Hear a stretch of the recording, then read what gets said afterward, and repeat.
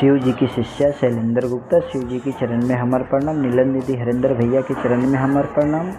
हम बहुत ही सुंदर सच्ची आधारित कलयुग की कहानी लेकर के आइल बानी। कानपुर की सरिता बहिना को बाझिन 10 साल बाद शिव जी कैसे कृपा दृष्टि किए कि संतान प्राप्ति भइल।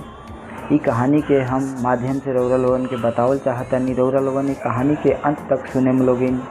हर हर महादेव, जय भोलेनाथ, कार्तिक गणेश की जय हो। हर हर महादेव, घर घर महादेव, जय श्री लाल धागे सरकार की जय हो। जय भैरव बाबा की जय हो। कानपुर सिटी के एक गांव की ये कहानी हटे। वो गांव में पति पत्नी रहत रहे लोग। पति पत्नी के शरीर से एगो संतान भइल तो पढ़ैलक लिखैलक लोग। कुछ दिन बाद वो संतान बड़का भइलन तो उनकर शादी भइल। शादी भइला के बाद उनकर पत्नी आइली तो पत्नी भी बहुत सुशील, संस्कारी और अच्छा खानदान के घर से रहली। और वो पूजा पाठ करत रहे लोग। वो पूजा पाठ करत, शिव जी के पूजा पाठ करत। बचपने से शिव जी के पूजा पाठ करत रहली। तो ऐसे ही साल डेढ़ साल बीतल, उनका शरीर से कोनो संतान ना भइल। तो उनकर घर के नात रिश्तेदार, घर के आस पड़ोस के लोग कहे लो कि कोनो बात नहीं है, संतान हो जाई।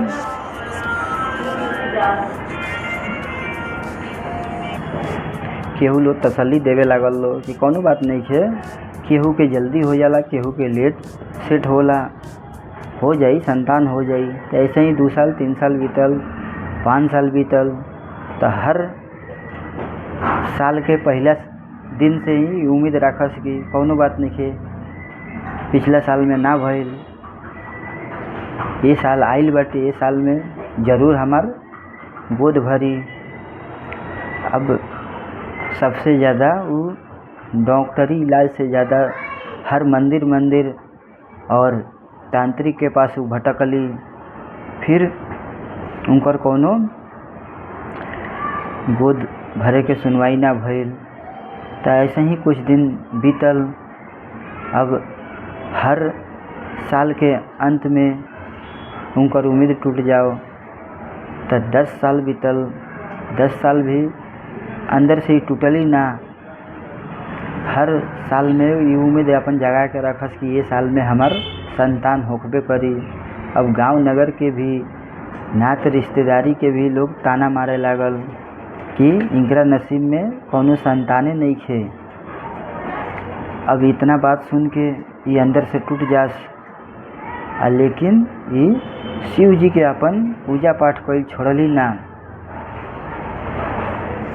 डेली बाय डेली सुबह में अपन नित्य कर्म कैला के बाद पूजा पाठ के तैयारी करके शिव जी के मंदिर में जाके पूजा पाठ करस। तब जाके दिन में अपन कोनो काम धाम करस। ऐसे ही रात में उम्मीद इनकरा के सताओ बहुत। गांव नगर के लोग ताना तो मरबे करो। शिव जी से भी यही शिकायत करस जाके कि हे शिव गुरु, हम राउर बचपने से पूजा पाठ कैले बानी, लेकिन का गलती बा हमार कि हमार संतान नहीं खे होत।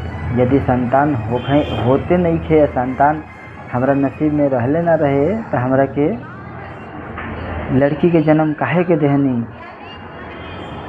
अब शिव जी से ये शिकायत करस। तो ऐसे ही रात में सुतली या सुबह में इनकरा गांव के गली में शोर मचत रहे, हल्ला गुली शोर मचे लागल। तो इहो अचानक इनकर नींद खुलल और गांव के गली में गईली तो लोग कहे लागल कि ई साधु बाबा बहुत शक्तिशाली बानी, ई जेकरा ऊपर नज़र फेर देवे नी उनकर सुना से सुना भी गोद भर जाला। अब ई गईली साधु बाबा के नज़दीक। तो साधु बाबा इनकरा के देखते ही कहे लगनी कि ये 15 साल से परेशान औरत बिल्कुल टूटल नहीं थी, इनका तो टूट जाएगा चाहिए। अब इतना बात सुनते ही इनकरा आँख से आंसू रुकाइल ना, रोए लगली फूका फाड़ के। अब रोअल देख के साधु बाबा कहनी कि जा हम अपना ही झोली से ये लाल धागे देतानी और तारा बाएं हाथ में बांध देतानी, तार जल्दी गोद भर जाई, लेकिन तू कुछ मंगिया मत, बस उम्मीद रखी है। तो ये कुछ बोलली ना, लाल धागे इनकरा बाएं हाथ में बांध देनी बाबा, और वजह से यहाँ के विलुप्त हो गई नी साधु बाबा।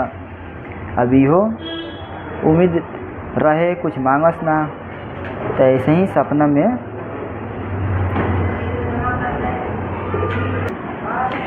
में शिव जी के ही 5वां अवतार भैरू बाबा के अवतार हवे, वहाँ के दर्शन देहनी आ कहनी कि जा यही महीना में तहार गोद भर जाई। अब इतना बात सुनते ही इनकर अचानक नींद खुलल, अपन बिस्तर के चारों तरफ देखली केहू ना।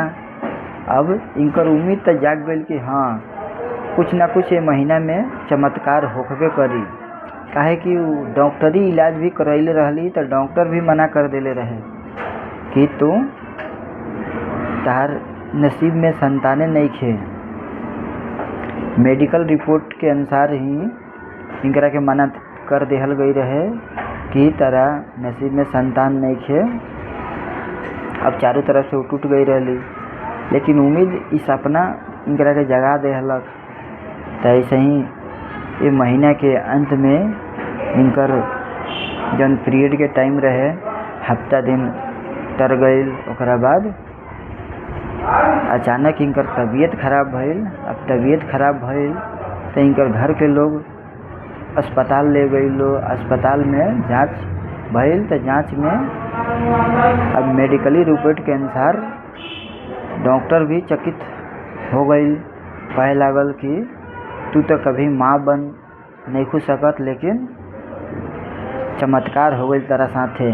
अब इतना बात ही सुनते ही सुन्न हो गई। सुन भइला के बाद इनकर आँख से आंसू रोकाइल ना, आँख से आंसू इतना गिरे लागल, तो खुशी के आंसू रहे।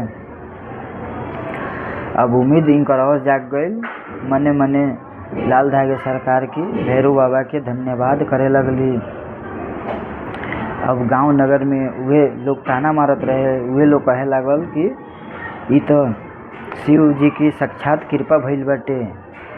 तो ऐसे ही 1-2 दिन बीतत 9 महीना बीतल तो वो टाइम आइल इनकरा देह से वो संतान भइल। अब बहुत खुशी के माहौल रहे, बहुत धूमधाम से 15 साल बाद खुशी के माहौल से मिठाई बंटलक लोग। तो यही से कहल जाला शिव जी के चरण पकड़ल गइल बाटे, तो शिव जी के ऊपर ही विश्वास कइल जाला। शिव जी एक दिन ना एक दिन हर केहू के झोली भरबे करें। जैसे हमनी के झोली भरनी, वैसे ये कथा सुने वाला सब लोग बानी लोग, वहाँ लोग के भी शिव जी झोली भरी।